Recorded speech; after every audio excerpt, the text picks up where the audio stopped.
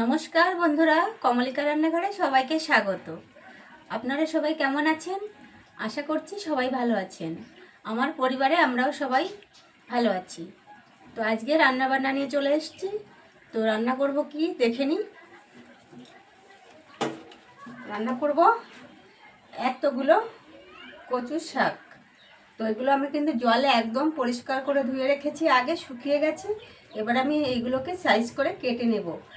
আর এখন কিন্তু বর্ষার সিজন বন্ধুরা, ভীষণ বৃষ্টি হচ্ছে, সবসময় বৃষ্টি হচ্ছে। তো বৃষ্টির মধ্যে কি রান্না করব, খিচুড়ির কোনো আয়োজন নেই। তো আমার ঘরে যেটা রান্না হবে, যেভাবে রান্না হবে, আমি সেটাই আপনাদের সঙ্গে শেয়ার করব। আর এই কচুটা কিন্তু আমাদের ঘরে সবাই খুব ভালো খায়। আর আমাদের ঘরে কচুর যত রকমের রেসিপি আছে, সব রেসিপি আপনারা পাবেন। তো এখানে ছোলা ভিজিয়ে রেখেছি। আমি কিন্তু কচুটা একদমই নিরামিষভাবে বানাবো। তো আপনারা পুরোটা দেখতে থাকুন, তাহলে বুঝতে পারবেন। এবার কচু শাকগুলো কেটে নিই। এই বড় বড় লম্বা লম্বা ছিল, আমি এখন একটু ছোট ছোট করে কেটে নিয়েছি আগেই ধোয়ার সময়। এবার আমি সাইজ করে কেটে নিই।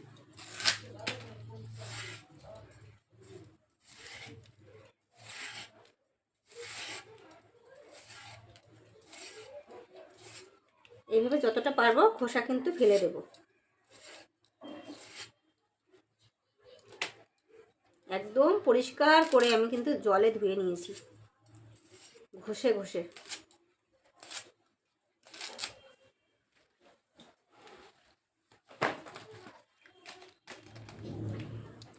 এটা কিন্তু কালো কচু বন্ধুরা, তাই একটু কালো কালো লাগছে দেখতে, কিন্তু খেতে খুব ভালো লাগবে। আর বিশেষ করে আমাদের ঘরে কচু আমরা বড় যে দুজনা আছি ভীষণ ভালোবাসি। কালো হোক আর সাদা হোক সেটা প্রশ্ন না, রান্না করব ভালো করে নিজের মনের মতো করে, ব্যাস খেয়ে নেব। আমি তো এইভাবে সমস্ত কচুগুলো কেটে নেব। আজকে না আছে চিংড়ি মাছ, না আছে ইলিশ মাছের মাথা, বা অন্য অন্য যেমন নারকোল টারকোলও দেয়। তো আমি শুধুমাত্র ছোলা দিয়েই রান্না করে দেখাবো, সঙ্গে থাকুন।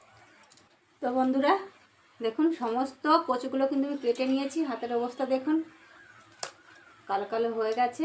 যাই হোক, সব কিছুতে তো সমান না, কচুতে তো একটু দাগ হয়। আর এখানে দেখুন কত ছোকলা বেরিয়েছে কচুর। এবার চলুন কচুটাকে ধুয়ে সিদ্ধ বসিয়ে দিই।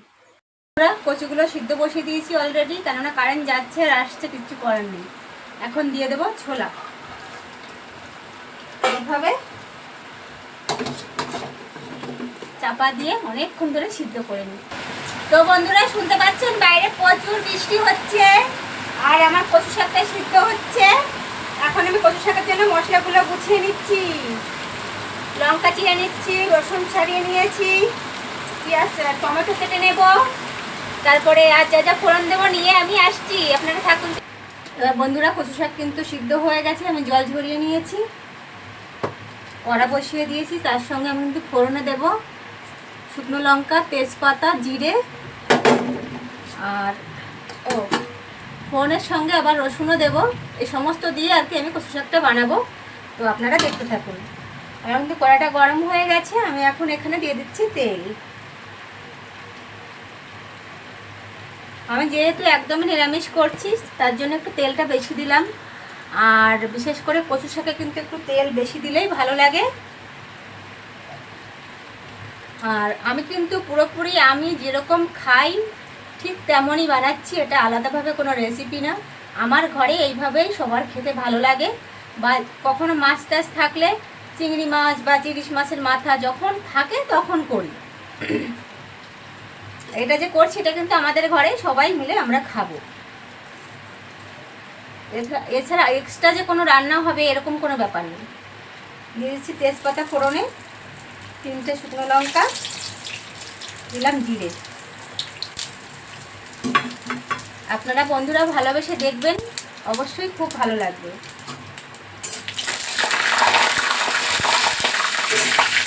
খুন্তিতে জল ছিল তাই শীতকালও। এবার দিয়ে দিচ্ছি রসুনগুলো।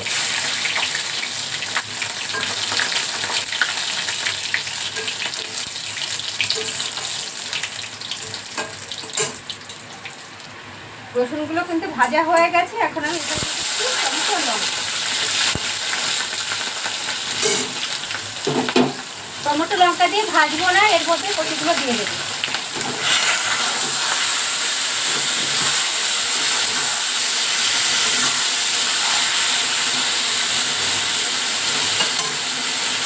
এখানে দেব নুন।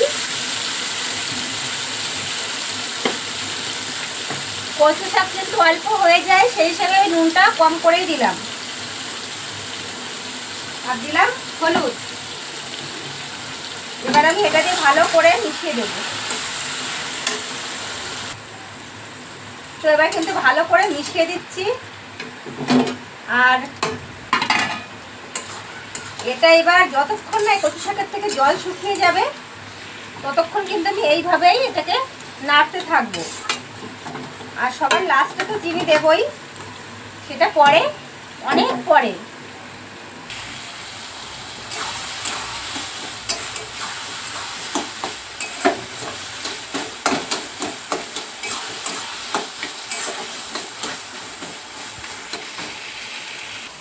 বন্ধুরা, কচু শাক হচ্ছে তো আপনাদের সঙ্গে তো কথা বলতে এলাম। আপনারা প্লিজ আমার পাশে থাকবেন আর অবশ্যই আমার চ্যানেলটি সাবস্ক্রাইব করে দেবেন। পুরো ভিডিওটি সঙ্গে থাকবেন, অবশ্যই ভীষণ ভালো লাগবে। এবার দেখুন কচু শাকটা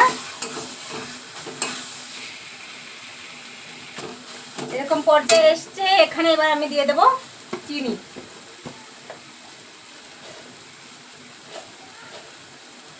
চিনিটা 2 চামচ দিলাম। দিয়ে ঠিক এইভাবে গোল গোল করে ঘোরাতে হবে।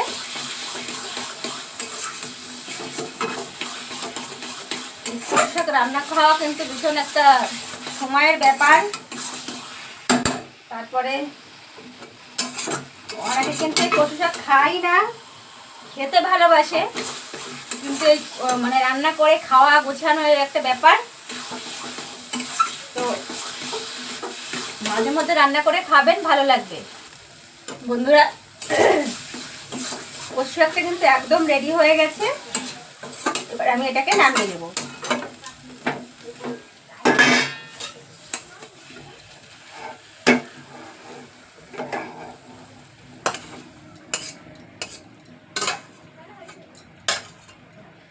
মাছ মাংস যাকে বলে ফেল, মাছ মাংস ফেল। তাহলে চলুন আমি খেয়ে দেখাই কেমন হয়েছে, আজকে বলবো। বন্ধুরা, এই তো কচু শাক হয়ে গেছে। এবার আমি একটু খেয়ে দেখাবো আপনাদের, খেয়ে বলবো আর কি কেমন হয়েছে। দেখানোর কিছু নেই, আর ভীষণ ভালো লাগে কচু শাক। কচুর যে কোনো আইটেমই আমার ভীষণ ভালো লাগে খেতে। তো দেখুন, একটা লেবুও সঙ্গে নিয়ে নিয়েছি।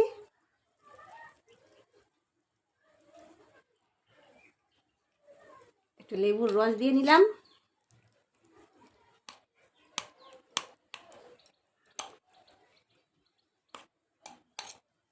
ধোয়া উঠছে পুরো।